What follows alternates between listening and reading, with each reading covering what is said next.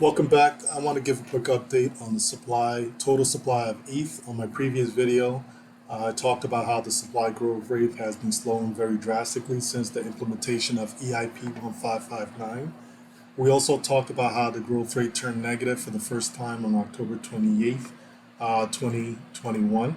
And as you see here, on October 27th, there was 117,757,000 ETHs. And on the 28th, there was 117,755,000 ETHs.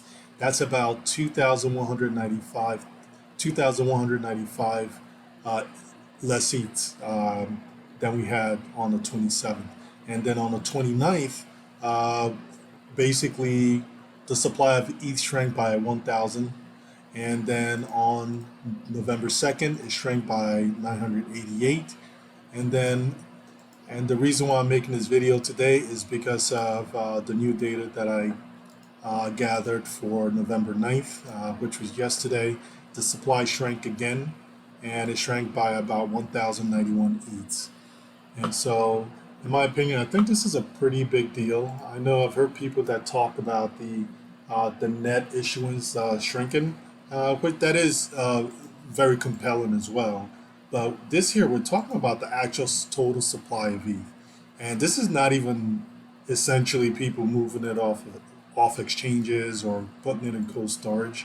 This is just the total supply of ETH just straight up just shrinking, right? And so it's really interesting to see this and to see it happening. And so let's just kind of take a quick look at what's been happening over time with the growth rate of ETH. And so I have a couple of charts here that I want us to go through. So the first one here is essentially the growth rate. It was tracking the growth rate from July 30th, 2015, all the way up until yesterday, November 9th, 2021.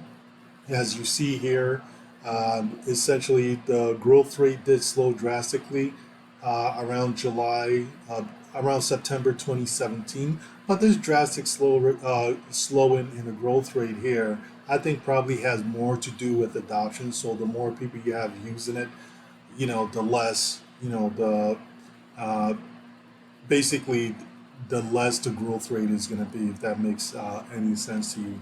So, for example, if you had, it depends on what the base is, right?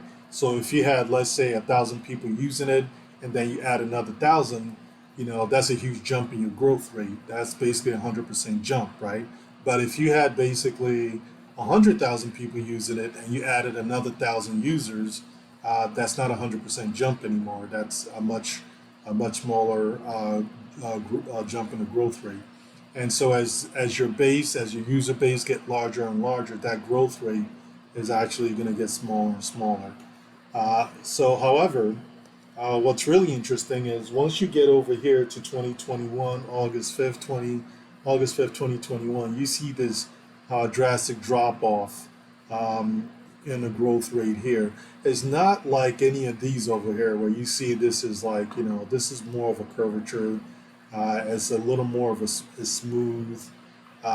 This here was just a straight drop off in the growth rate.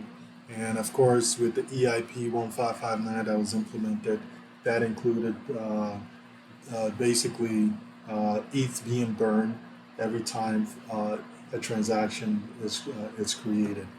And so, like I said before, for the first time, it did turn negative October 28th. And so, as you see here towards the end, it's almost like there's this waterfall, and the data kind of crosses the zero bound here. And so we fall into the negative territory. And so this one here is tracking the growth rate from August 5th to November 9th.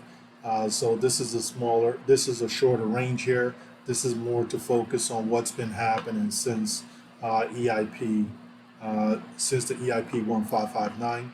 As you see here, you've seen the steady, gradual decline in the growth rate,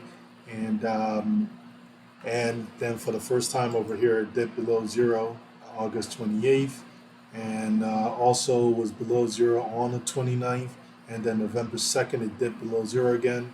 And then yesterday, on November 9th, it dips below zero one more time again. And so it's really interesting to see this. And so it's going to be really interesting to see what impact, if it does have an impact on the price, it'll be really interesting to see.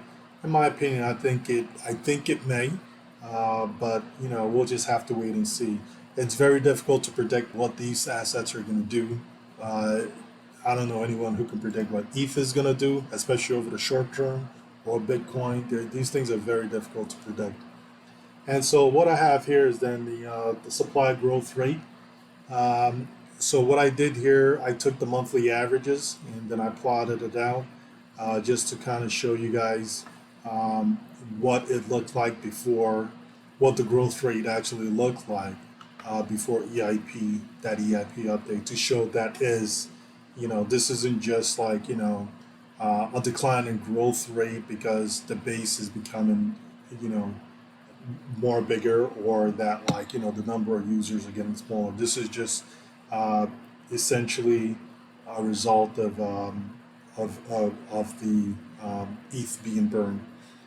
And so if you see here from January to July, we had this steady. It was 0.12, and so it was steady all throughout 2021. And then after EIP 1559, you had this huge drop off, and it's been declining like it's racing towards zero. And it's interesting to see it now with the data points we've seen the past 2 weeks. Is it possible that is going to essentially the new norm is going to be a negative growth rate? That we're going to see the total supply steadily shrink from 1 week to the next? It's going to be very interesting to see. We'll see what happens. All right. And so let me know what you guys think. Let me know what you think this means for the price of Ether or ETH. I'm sorry. Let me know what you think this means for the price of ETH. If you guys think it's gonna, is it gonna 3x? What do you think? What is your rationale? Where do you think it's going, and what is your rationale? And what do you think about this whole total supply growth rate? So, like, subscribe, share, comment below. I'll be more than happy to respond. Thank you.